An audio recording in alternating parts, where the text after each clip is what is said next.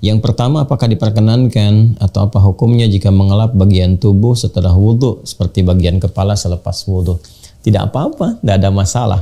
Ya, hal yang dikerjakan sebelum dan setelah itu tidak ada kaitan langsung ya dengan ibadah yang telah ditunaikan, kecuali bila pekerjaan yang dimaksudkan membatalkan ibadah yang telah dilakukan.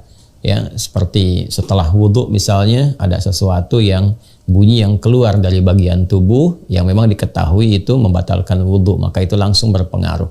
Maka tugas kita untuk mengetahui perbuatan-perbuatan apa saja yang sekiranya bisa membatalkan ya, atau dipandang makruh ya, atau bahkan mubah, tidak ada pengaruh sama sekali.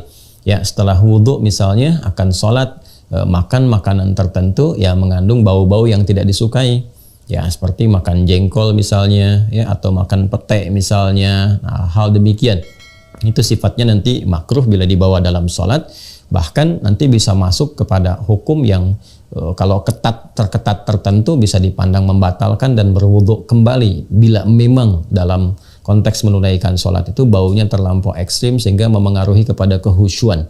Karena itu dalam beberapa literasi fikih itu memakan daging unta misalnya itu selepas wudhu ya, ada ulama yang dalam skala lokal menghukumi bahwa itu bisa membatalkan. Dalam konteks membatalkan ini itu meriset kasus dimaksud pada saat itu ya, baunya mungkin cara masak dan sebagainya melahirkan bau yang bisa memengaruhi keadaan kehusyuan dalam sholat.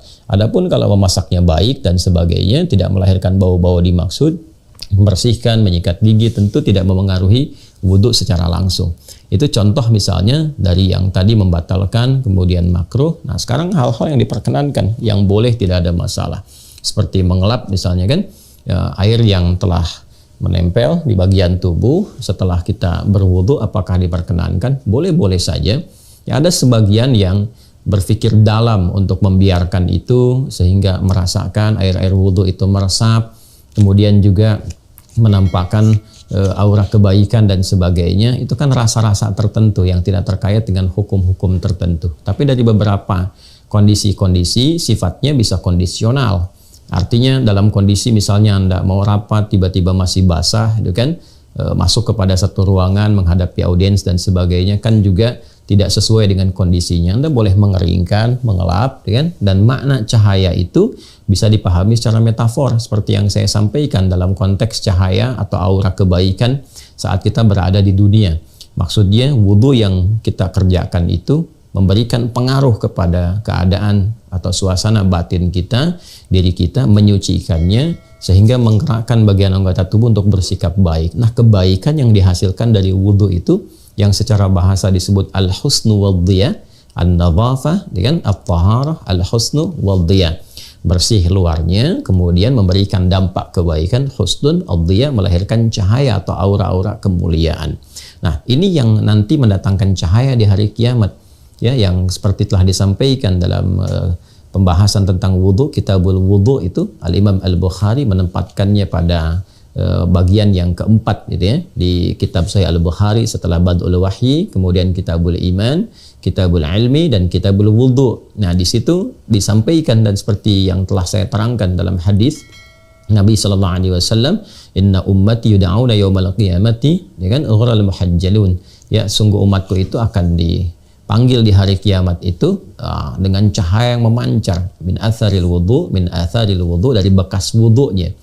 Nah, bekas wudhu yang dimaksudkan di sini ada ulama yang memahami secara metafor. Jadi orang berwudhu itu karena sukses wudhunya, dia baik, dia bertobat, dia berdoa di akhir wudhu. Ya, syahadu an la ilaha illallah, syahadu anna Muhammadar Rasulullah, Allahumma ja'alni minat tawwabin.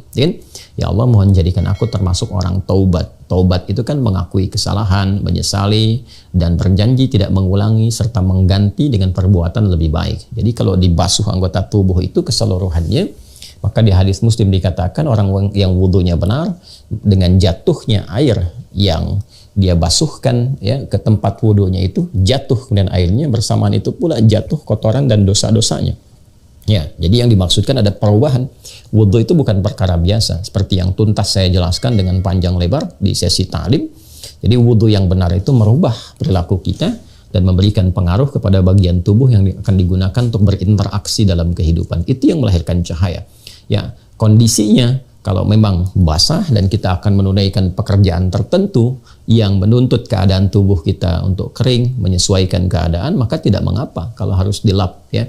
Apalagi kalau dalam kondisi misalnya hal-hal spesifik yang memang menuntut cepat untuk dikeringkan ya, ada sakit tertentu misalnya yang tidak tahan terlalu lama dengan air ya kan, bisa dilap bagian kepala ya, diusap tapi harus cepat dikeringkan ya boleh, tidak ada masalah di situ. Yang penting meresap dengan sempurna dulu ya, selesai terbasuh, setelah itu bagian-bagian lebih dikeringkan, tidak ada persoalan di situ.